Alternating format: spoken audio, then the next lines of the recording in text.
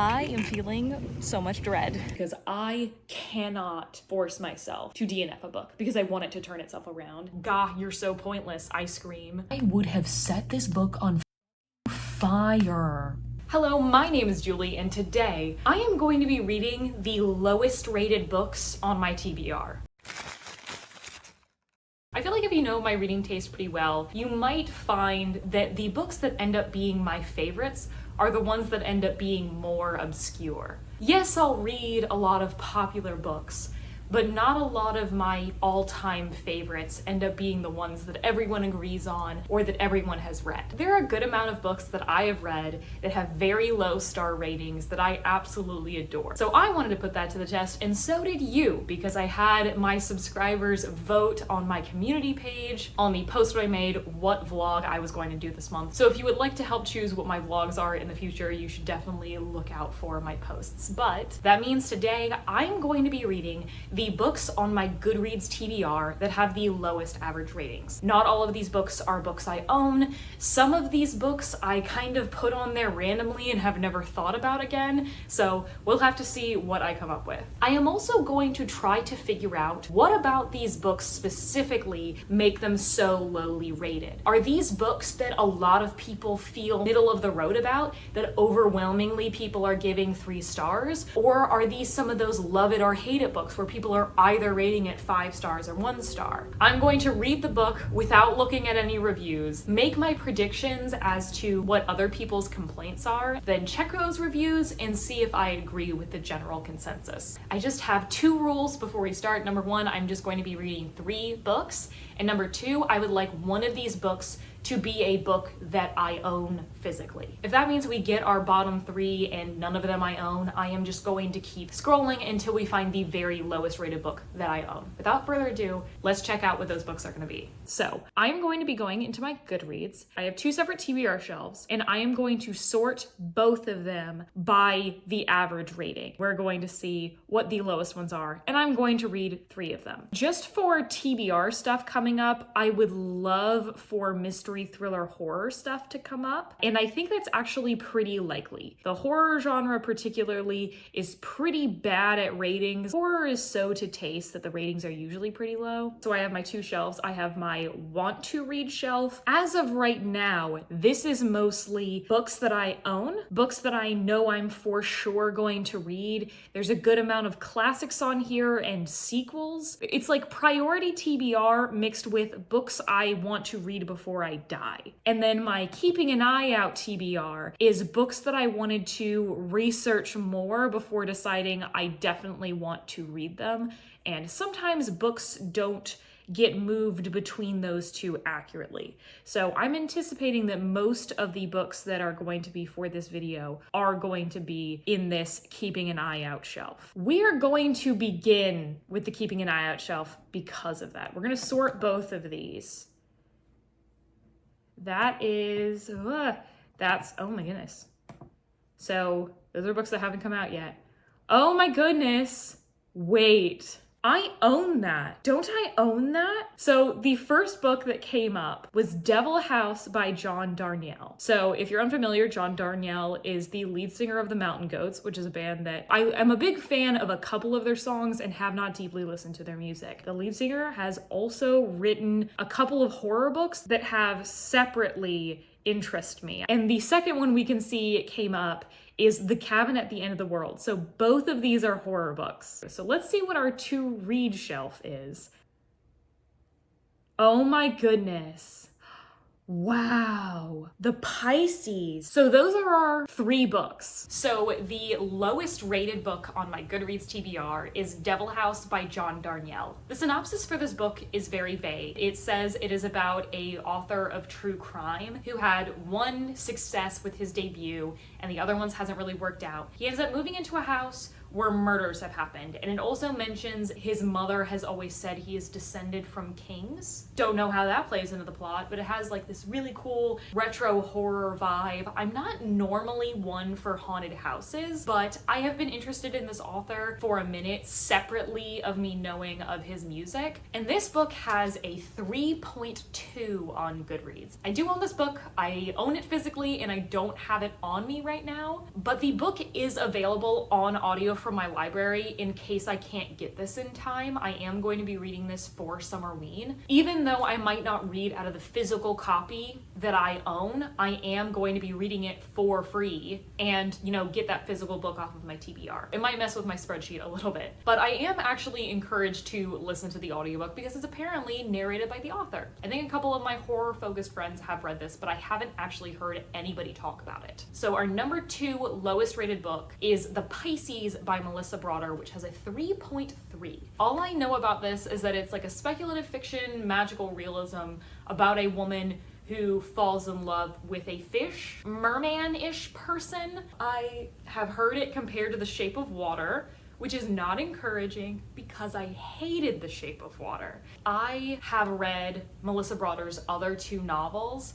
Milkfed was the first one I read and I absolutely adored it. It is for a very specific audience. I really don't recommend it to a lot of people, especially because of the way it is actively talking about eating disorders. It's triggering subject matter, and our main character is not a great person all of the time, and you are seeing her grow through that. And then Death Valley by this author, I totally understand that this was like a really therapeutic book for her because it seems to draw on from real life experiences, but I thought it was very sparse and I didn't really get a lot out of it. So I would not be reading this book were it not for her having written Milkfed. But there is somebody that I recently followed who made a post of like their least favorite books of all time, and this was on there, and I was like, oh, okay, fun. And the last book that I'm going to be reading is The Cabin at the End of the World by Paul Tremblay. This has a 3.33. So The Cabin at the End of the World is about a child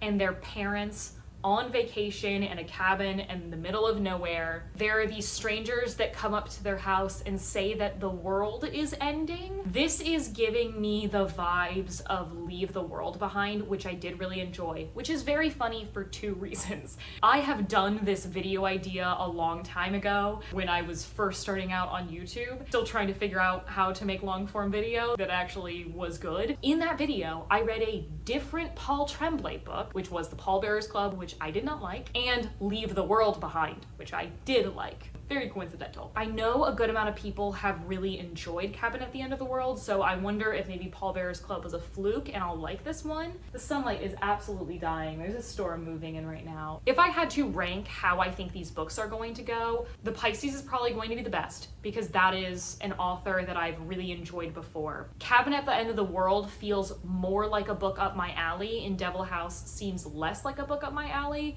And a couple of other stats, if you're interested, because I'm a stats person, about low rated books on my TBR. My 4th lowest rated book had a 3.35. So we're kind of seeing that Devil House, there's a whole 1/10 of a point in between Devil House and everybody else. There are only 11 books that I have ever read or marked read on Goodreads that had a lower average rating than Devil House, and only 2 of them had below a 3.0. The lowest rated book I have ever read is Things Have Gotten Worse Since We Last Spoke by Eric LaRocca, which I did also read in that other video. I think people are not knowing what type of horror they're getting into with that one. I think it does have good commentary. Oh my god, it's gotten so dark. This is what happens when you film with natural light. But yeah, I think that's all the information I have for you, so let's get reading my first book.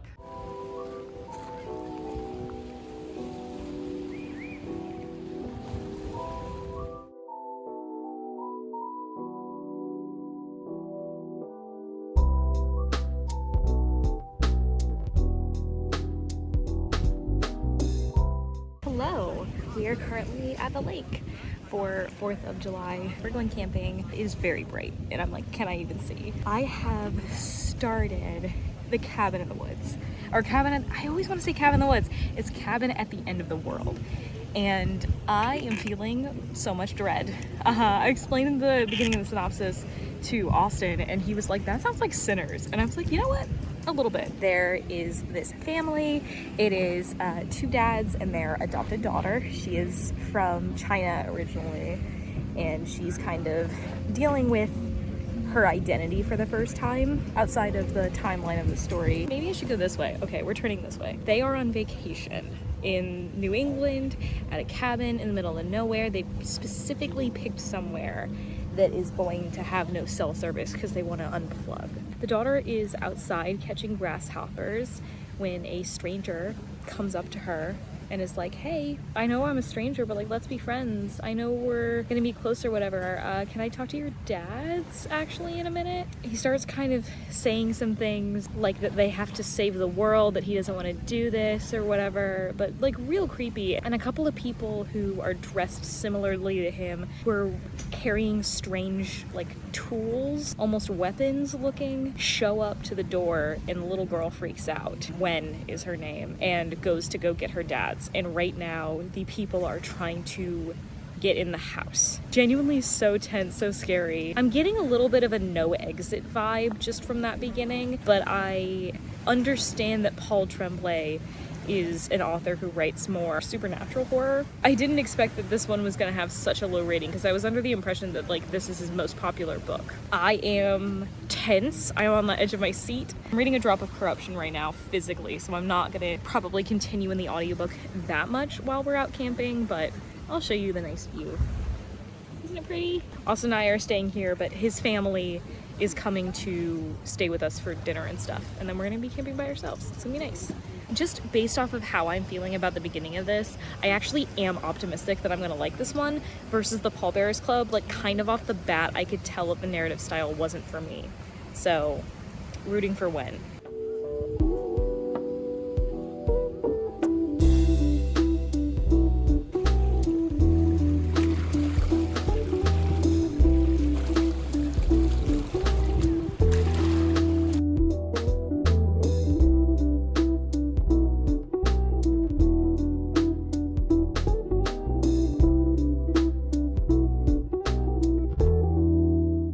So I have finished The Cabin at the End of the World, and I feel meh about it. I basically listened to this audiobook in 3 sittings, and I have updated you after each of the 3 sittings. After sitting 1, I was invested. I was feeling white knuckle. I was feeling tense. During the other 2 sessions, I've just kind of been feeling meh, plateauy, because this book did not subvert any expectations I had for it. It just kind of went for the expectation. If I were to compare this to other books, Leave the World Behind meets No Exit a little bit. I do like both of those books that I just recommended more than I liked this one. I think that this is an all-right slashery horror that leaves some questions unanswered. This is not for people who want to know every single thing that's going on. It's tense and it's isolated, and it's going to have you kind of come to some of your own conclusions. But some of the materials for synopses actually give away any sort of surprise I would have about this book. Like I said about the movie synopsis, I actually have now read what the summary of the M. Night Shyamalan movie is, which found out also, okay, cast, Dave Bautista plays the guy who comes up to them. Rupert Grint plays another one of the people in that band. And then Jonathan Groff is one of the parents. That actually would have made me interested in watching the movie.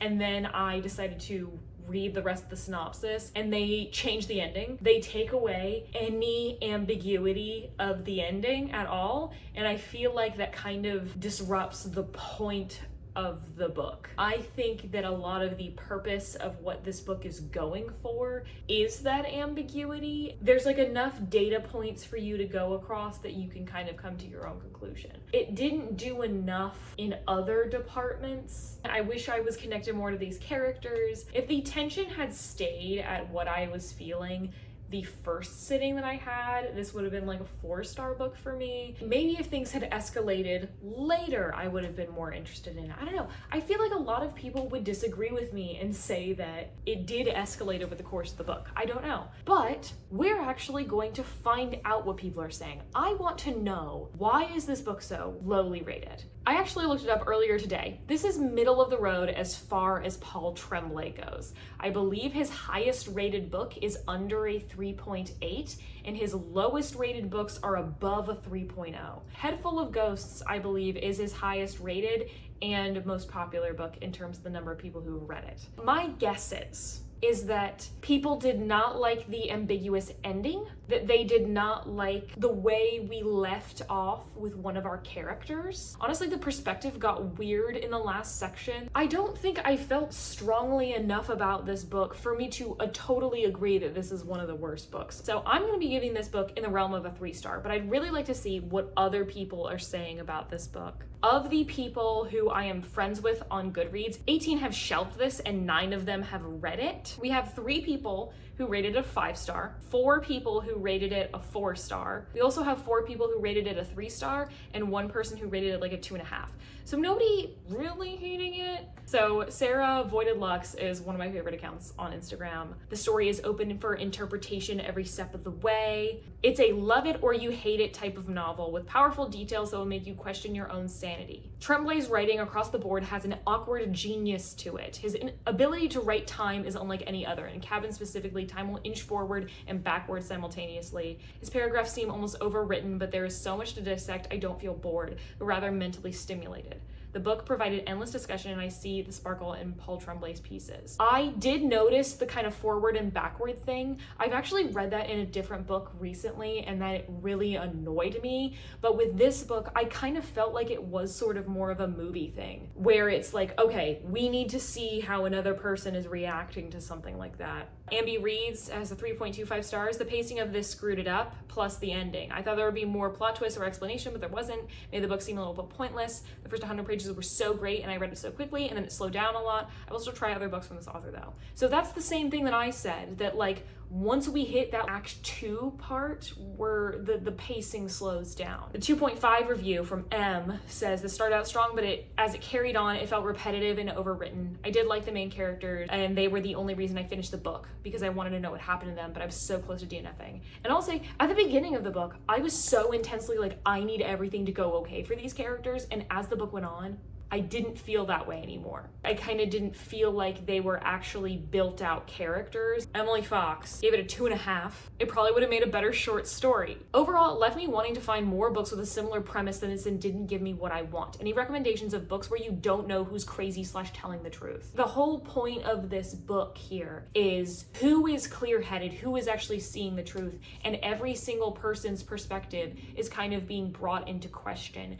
And I think while I was reading it, I had like a staunch belief of a certain character, but like at the very end of the book, I did start questioning a couple other things. Let's see what the breakdown is. It has a 3.33 stars. 34% of the star ratings it has been given is a 3-star. 31% of people gave it a 4-star, and then we have 15% giving it a 2-star, 13% giving it a 5-star, and 5% giving it a 1-star. So there are more people who gave this book a 2 or a 3-star than a 4 or a 5-star. What are the people who don't like this saying? Unfortunately, Tremblay refuses to take a stand in regards to how much of his scenario is legitimate versus some of these characters simply being crazy. So yeah, a lot of people are not liking ambiguity. I went into this anticipating ambiguity, partially because the previous book I've read from Paul Tremblay is the vampire one, the Pallbearers Club, and that book is ambiguous. Oh, Elias from Elias Reed said, what the fuck was that? WTF, I'm just what the actually, gah, you're so pointless, I scream.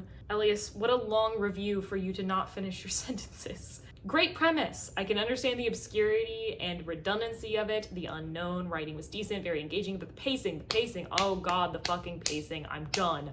The intruders couldn't answer the questions yet. Can you imagine how infuriating that was? That is a thing I hate in books, particularly in mystery-coded books, when the main characters are asking and interviewing people and they just straight won't tell you and it's kind of for no reason. The night we lost him, comes to mind, that was infuriating. I get why there are people who hate this book, and I get why there are people who love this book. I don't 100% agree that it deserves like a 3.33, because that's even low for a horror book. I feel like this is pretty average, run-of-the-mill horror rating for me. Like if this had a 3.5, I'd get that. I agree that maybe if this was a novella, if this had cut down on stuff, it may be more popular, but I do see what the people who love this book are saying, how it's trying to kind of trick you. I guess part of why the pacing probably didn't work for me is because of repetitiveness, and I don't think I was thinking of that while I was reading this. So maybe that is something that could have bothered me about it. But like, yeah, I do think that this book could have been tighter. The pacing was a problem, and I agree with the people who are complaining, and I do see the perspective of the people who love this book. So it's all right. But I have actually started on Devil House. So, Devil House by John Darnielle. So our main character, he is a writer of true crime, and his debut book was a success. It was about a case that happened in his hometown that there was a lot of local lore about. That book was fairly successful. It was turned into a fairly successful movie, and the books that he has written since have not been successful, and he feels like it's because he didn't have as much of a connection to the case. And his editor or someone in his publishing house is like, hey, there's this house that some people got murdered in the 80s, and it has been for sale. Nobody's bought it forever. It's going to be cheaper for you to live there than for you to live at your apartment. So you might as well look at this as like a way for you to get into a new book, and you'd be very close quarters with the murders. Off the bat, I'm liking the writing style of this. I think that he's got, you know, a specific voice going on. I think that also having him narrate it is important. I'm getting the feeling that I'm gonna get along with the audiobook better than I would get along with the physical book. I don't know why I'm getting that vibe. I think I am interested in the way that this is kind of taking a true crime approach to it, but I am anticipating it's gonna be ghosty, whatever. So we'll see if I continue to have good vibes about this.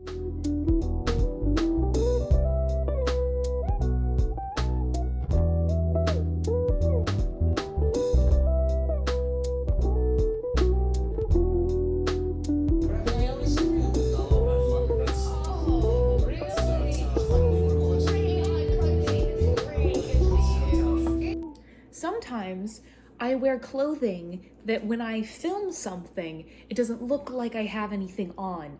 Like my mid-year book freakout tag, you can only see in like one part of it that I'm wearing a tank top underneath the shirt. I'm so frustrated, but I swear I'm wearing a tube top. I have gotten over halfway through Devil House. This book is weird.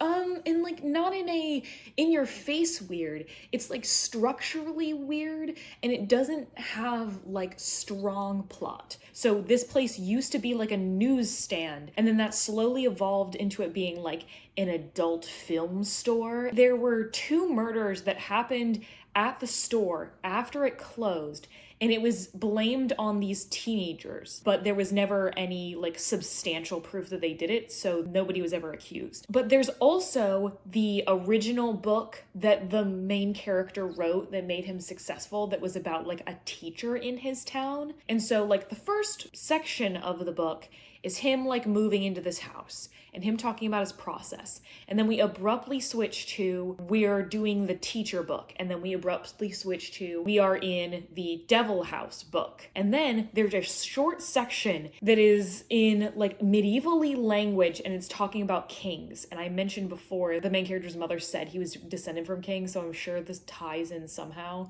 There were also some sections of the teenager Devil House part that were randomly written in like a medievally language. And so now we have switched to a perspective where finally we're getting to what I expected this book to be, which is the main character interviewing the people that had to do with Devil House. This is considered a work of metafiction. Other than there being like book within a book, I'm not exactly sure where they're getting that yet. We'll find out. I did see one person's comments on why they didn't love this book, and then it was a little bit more short story-ish, and I 100% 100% get that critique because I'm also getting that feeling. There's not a huge driving force throughout this book. I don't think it's necessarily focusing on the things that people want. I do think that the upcoming conversations that this has kind of alluded to are going to be interesting because right now we've kind of just been doing, here's the true crime story. And I think there's going to be more reflection about what the author has done by writing these stories. And that's something I'm interested in. I do think that this book is slow, but I really like the writing style.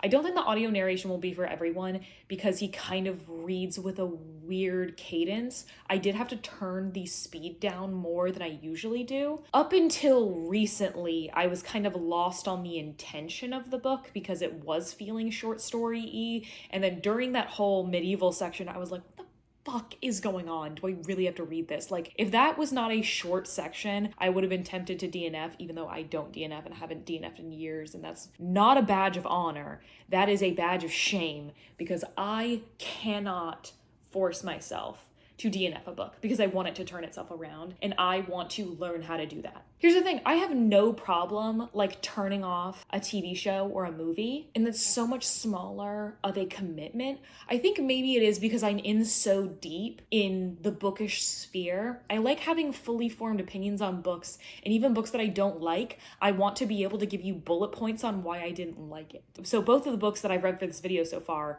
I'm kind of starting off feeling like I'm really gonna like it, and then it just kind of loses momentum, in my opinion at least. I will come back to you when I have finished this and we will look at why people didn't like this book. So I have now finished Devil House, and I only after finishing it have my physical copy. The last time I checked in with you, I was like, oh, I think the book is taking a certain turn into a thing that makes a little bit more sense. But like, this book is told in basically, I think it's 7 sections.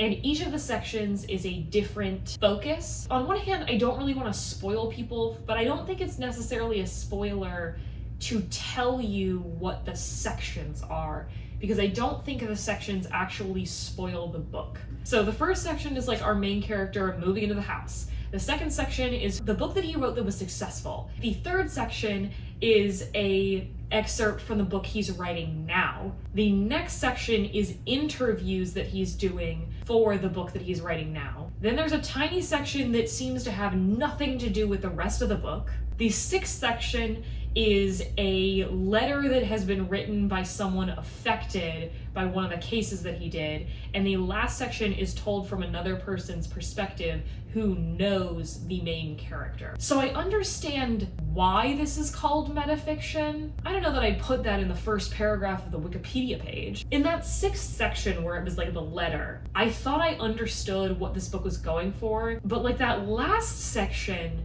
completely threw everything up into the air. I was like, why are we focusing on this? And also, I think that a book that calls itself Devil House and has this cover of, you know, this manor and then a creepy monster face, it makes you think that this is a haunted house book. This is not a supernatural book at all. Half of the book doesn't even have to do with the house. And I just don't understand what this book was going for. These 7 sections do not come together as much as you would think they would. I love interconnected short stories, but I don't think any one of these stories was strong enough to really carry my interest. I did like how this was written. I think there was one section that was doing a good job talking about the realities of true crime. I think that section would have been more successful if it was a larger portion of the book, if we actually talked about those things rather than just having them basically like flash in your face and go away. I was expecting like at the end of the book our main character was going to have more of a deeper look at himself. If that 6th section where it's the letter was supposed to be the point of the book, why do we spend so much of the book outside of that? It felt like we were focusing on things that didn't make 100% sense. So let's look at what the Goodreads reviews of this has to say. There are 2 people that I know who have read this book. One of them is Morgan, 3 years ago, gave it a 3-star. I feel like it should be a law that if a cover looks ominous and spooky, that the book has to match the vibe. It doesn't conform to one genre, multiple themes are explored that make the read feel more like a work of nonfiction rather than a story about fictional murders. The writing is flowery and very much overkill. Felt strange that the writing style and the plot weren't matching catching up. Felt like the ending was cheap and unnecessary. I was looking for something frightening and this would not. I would recommend it if you're looking for a philosophical-esque work about true crime fiction, but not if you're a horror reader. Yeah, like this is not, to me, a horror book. Another person that I know rated it a 5-star, and they did not leave a review. The top review says simply, reading this felt like catching up with an old friend that I never really liked all that much. It felt extremely disjointed. There were entire sections where I was unclear as to who the narrator was, correct. And also there was one part in particular, part 4 I believe, that I have no freaking idea why it was included at all. Same. A lot of people are saying it's too cerebral. A lot of people are not liking this book because it has been mismarketed. What Darnielle includes that one never gets in these true crime podcasts is the personal cause of these stories. In true crime as in real life, your sources provide the lens in which you tell your story. One person sees things differently than another. Plus Darnielle shows how horror sells, showing the other side or the softer side that never gets included. I don't know, I just don't think that this delved deep enough into doing this commentary on true crime. I think it spent too long setting up the stuff that it's supposed to be critiquing. It's kind of like it's trying to trick the reader. It's trying to get you invested. But I also don't understand. I would have edited this book to have a more beginning, middle, end. Maybe during his new research, the person comes in and is like, hey, you affected me because of this other thing. I think he showed stuff that he didn't need to show, and there's other stuff that I would have liked to have seen more on. It's an ambitious piece and Darnielle's evidently skilled. I'm just not sure he quite pulls everything off. I thought he was effective at highlighting the ways in which true crime narratives trade in stereotypes. Darnielle's variety of styles is mostly persuasive and the results inventive and highly readable, but it sometimes felt too much like an academic exercise for my taste. I don't think it is being too smart. I don't think it talks about the things that I was interested about. I think that the, short story sections of this, of the crimes that were happening, weren't necessarily interesting enough for me. This talks about how true is true crime, both in what do people change from reality and what is left on the cutting room floor that changes how the reader perceives things even when the true information is there. I just don't think the structure of this book helped it. I think if you are a person who wants to read books that are about true crime, which it's so weird that I have read so many books that are about true crime, but not actually true crime itself that often, this might be something that you're interested in. And I think you have to understand that it's a little bit eclectic. I think I'm giving it a flat 3. I'm agreeing with the crowd that this is middle of the road. I don't think this book is going to stay on my shelf for very long. I've got one more book left. I'm probably going to pick it up from the library sometime this week, but I will see you when I've got it.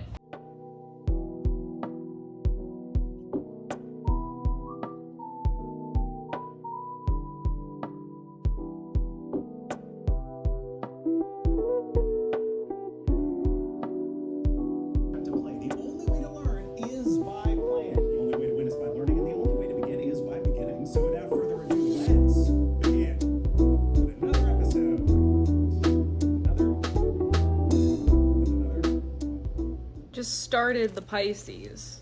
Literally just started it. Read the first paragraph and it's about dog shit. Okay. Hello. I'm just shy of 100 pages into the Pisces. I am not loving this book. I am not even liking this book at this point. Let me tell you about Melissa Broader's other books. Melissa Broader, I had loved one and just thought it wasn't even okay. It was kind of like, I don't understand enough what's going on. And this one, I do believe this is her lowest rated book, and it is her debut full novel. Milk Fed, it's a generational trauma book where our main character is having to detox from her mom because of the harmful things that her mom has been pushing on her, and especially the eating disorder that her mother passed down to her. And it is about her clawing her way out. I wouldn't recommend that book to everybody, but I think it uses its language on purpose to demonstrate the point. And this book, no, I do not feel the same way, or maybe it just doesn't hit home like this. So our main character is Lucy. Like 50% of books I read, she is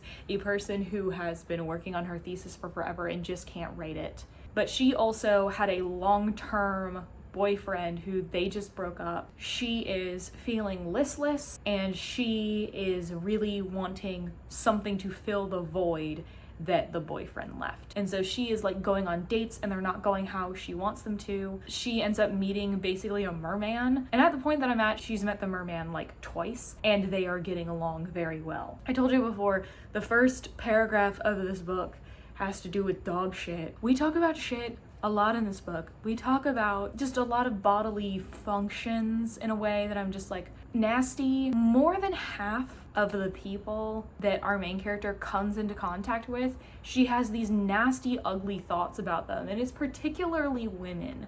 The way that she is talking about other women. There have been multiple times in only 90 pages that she has seen a random woman on the street who she has never seen before and never will again, and just make some sort of snap judgment about how she's such a slut or how she's so ugly. This feels like it's Milk-Fed but worse.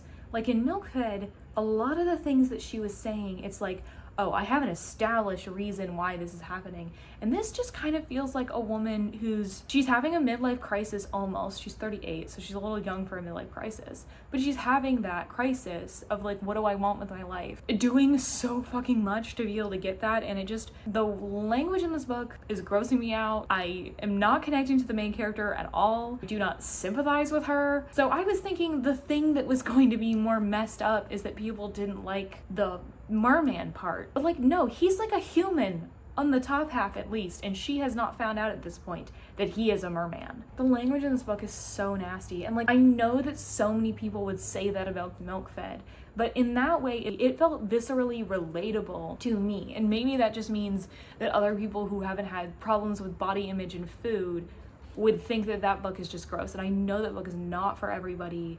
This just feels gratuitous to get a reaction out of you. It doesn't feel purposeful. And I think I'm gonna have a hard time getting through this book, but I at least want to get to a point where she is somehow in a relationship with the mermaid man. Long story short right now, don't read this book.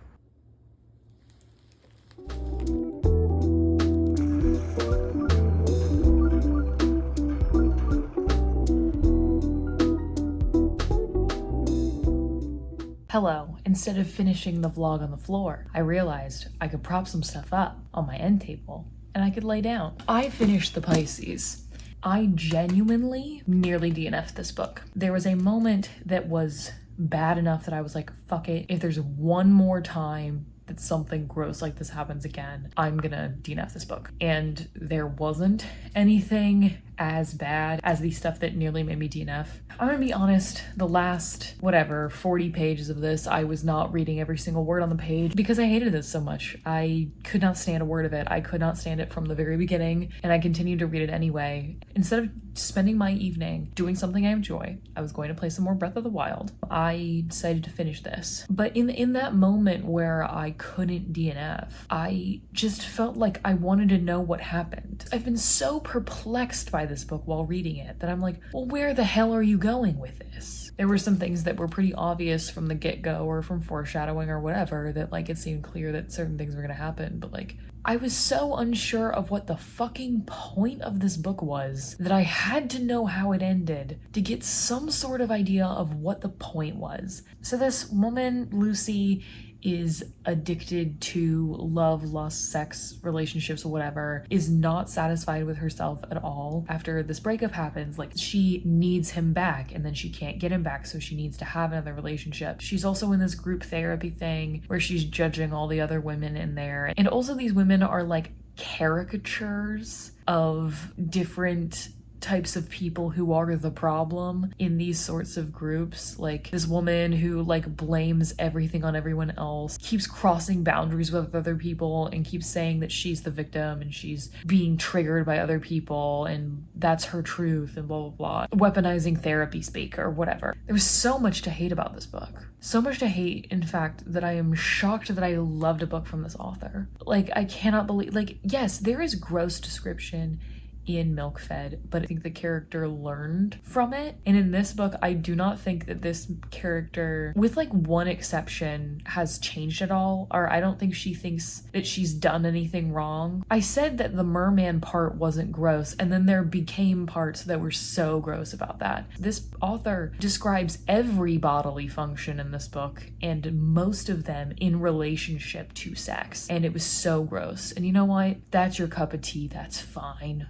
Whatever, you do you. I had a doctor's appointment this week and I didn't even want to read it in public because I was like, this is so fucking gross. And I had to wait for the doctor to come back, and I was like, I know for a fact if I open this book, the doctor's gonna walk in while something disgusting is happening. And that's exactly what happened. The merman is like this idealized person that she'll never get to. I'm gonna get everybody on my side on why this book sucks. I'm gonna straight spoil this. It's not spoiling the plot of the book, but it's spoiling something that happens in the book. So if you care, skip through. But so much of this book, she is taking care of her sister's dog. She starts becoming so obsessed with this man, the merman. The dog keeps barking and everything, and he's never like that. He's like trying to attack this guy because clearly the dog doesn't trust the merman. And she ends up getting tranquilizers to make the dog fall asleep so that he's not barking while the merman's in the house and they're fucking. She keeps doing this day after day until she fucking kills the dog. And it was really obvious that that was what was going to happen. The first time that she gives drugs to this dog, I'm like, okay, she's killing the dog. And it's said explicitly in the book that the dog is representative of pure love. And the other merman, he's not. But yes, I understand the dumb symbolism around the dog and the merman. This was gross for shock value. There is not growth of our main character. Just about any takeaway from this book was like blatantly obvious. I made myself suffer through this and I get no reward out of it. So I'm gonna now read other people's reviews of why they hated this book. Jasmine, love Jasmine, one of my faves. She said, I need a shower. Did not rate it. Lexi, who's another mutual, quoted some of the things. Laugh out loud funny, hilarious, poignant, and sexy. Those are 2 reviews for the book. And said 0 stars. There's no option for 0 stars, so I have to be generous and give it a 1. I'm sorry, but this is probably the worst book that I have ever read. And then Nicole said LOL and gave it 1 star. This person who rated it 4 stars. Other thing you should prepare yourself for, this character is not the most likable. Female readers tend to judge female characters incredibly harsh. I myself am guilty of doing this. If this character was a man, I would have set this book on fucking fire. If this was a man who did this, I would have said this was like the most misogynistic book I've ever read. So I don't think it's about it being a woman. When you're reading something like, I fucking hate all these people, but you, the reader, don't actually hate them and think the main character is just being an asshole, it creates a disconnect that can be hard to get past. There were many instances while reading this that I thought the main character was being an asshole, or that I was totally disconnected from her decisions because I thought I would never make them myself. And yet I was able to get over it because Lucy is so brutally honest. I'm like, I don't think she is brutally honest. I think she's brutally fucking delusional. If she had gotten a grip on herself at any point in this book, maybe I would have gotten along with it. I could not deal with both the grossness and the terrible person. You know those terrible things you think about life, love, other people, etc., the thoughts you pretend you don't have, those instant criticisms of strangers based on their physical attractiveness, their clothing, their weight. Lucy puts all of that inner monologue right in your face, and it can be so uncomfortable to bear witness to. Yes, you know what? I don't think I have all these thoughts that she has. I do not think I can relate to this character in any way, and maybe I'm too fucking morally superior to empathize with this character. It wasn't until the 40% mark that things began to turn around, that Lucy is able to recognize some of her more unhealthy behaviors and thoughts, that she begins to see past appearances and connect with the women around her in a way that she's been longing to her whole life. I think she, on a very surface level, at the end of the book begins to do that, but I don't think she ever actually succeeds in doing that. Wow, oh my god, all of these reviews are 5 stars. May says, I want to go back to the person I was before I read this book. Honestly, one of the worst books I've ever read. Just know that the main character is a self-centered piece of trash that hurts everyone around her and is incredibly judgmental. Says, how are you going to be judgmental when your life is like this? And continually laments over how awful it is to be alive. She only concerns herself with which guy wants her, and her thought process is vile. Like, I was listening to this audiobook while eating breakfast and would recommend. This book has a 3.3, and I'm scrolling through so many reviews of people who love this. This has more 5-star ratings than 2-star ratings, which seems absolutely bananas to me. There's not enough negative reviews of this book. There we go. Elizabeth Addison says, the synopsis has completely and totally fooled me. I assumed that because Lucy was a Sappho scholar, this book would be gay in some small way, but it is actually the most heterosexist, gender-essentialist bullshit I have ever consumed. The whole thing is like, is this what all women need, to have their holes filled by men? No, you fucking idiot. I hated the way that taking one's own life is talked about in this book. Like, there are people who are trying to be friends with their main character, and she is just so shitty and will drop everyone at a moment's notice because she is an addict, and that's the problem. But I don't think she actually ever recovers from it during this, and I'm like, I think it's pretending that she has, that this final moment in the book is enough, and it's not. I hated this book. This is my least favorite book that I've read this year, and I wish that I had DNF'd it. I wish I could erase it from my brain, and I wish I could delete it from my life.